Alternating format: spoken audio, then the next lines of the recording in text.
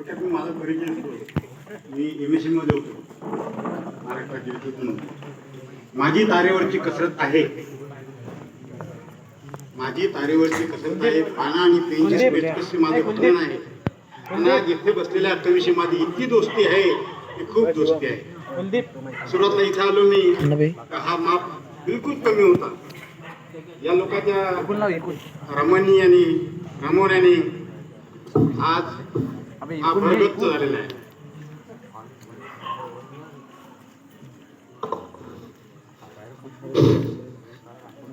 वास्तविक पाहता मी कवी नाही आहे आणि कुठंतरी हिंडतो फिरतो, त्याच्यातून काहीतरी दिसते चित्र आणि ते वास्तव मी मांडतो.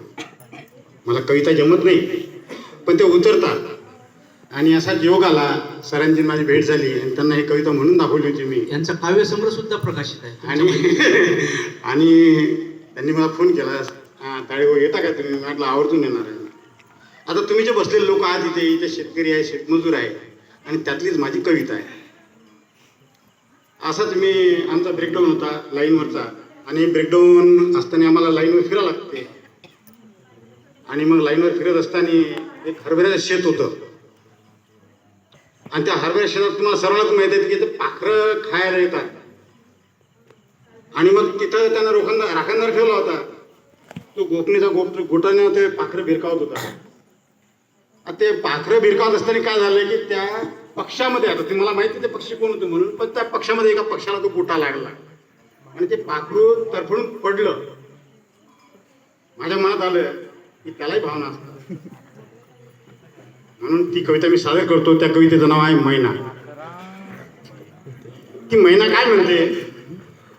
मुठभर दाण्यासाठी शेत राखणी त्या केली, तुया कोफणीच्या गोट्यानं माई नयना हेरली, माई मयना हेरली.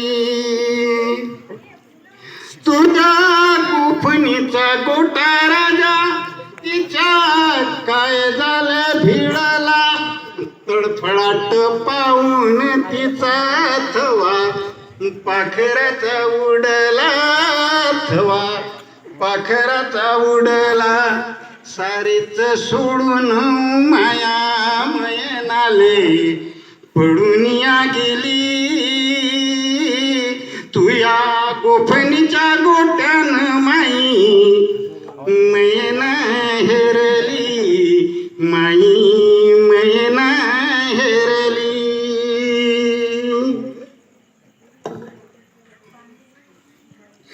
पुढे काय म्हणतो तो? नवा नवा ताटला होता हा आमचा संसार, दोन पिलं सोडून आली होती ती माया बरोबर, दोन पिलं सोडून आली होती ती माया बरोबर. चारच दाणे तीन होती मुखात भरली, चारच दाणे तीन होती पिलासाठी मुखात भरली. तुया कोपणीच्या गोट्यानं माई मैना हेरली, माई मैना हेरली. पुढे तो म्हणतो, आता तूच सांग राजा मी माघारी कसा जाऊ, तिच्या पिलासाठी माये कोणती उभी ठेवू, तिच्या पिलासाठी माये कोणती उभी ठेवू.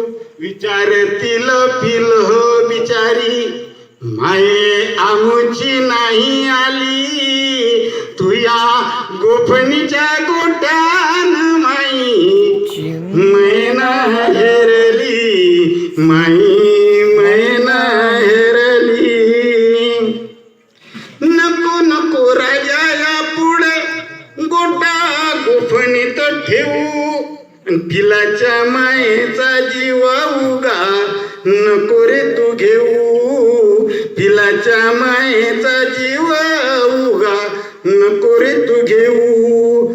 आमच्या नशिबी आलं म्हणून सवड सांगाया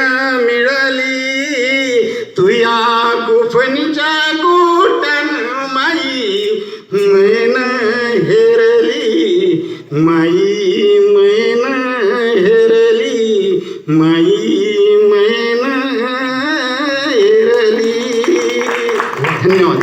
मन्ना का फन्ना ऑटोबर काय तो यूट्यूब चॅनल. पक्ष्यांची मोठ्या प्रमाणात आपल्या देशात हत्या होत आहे.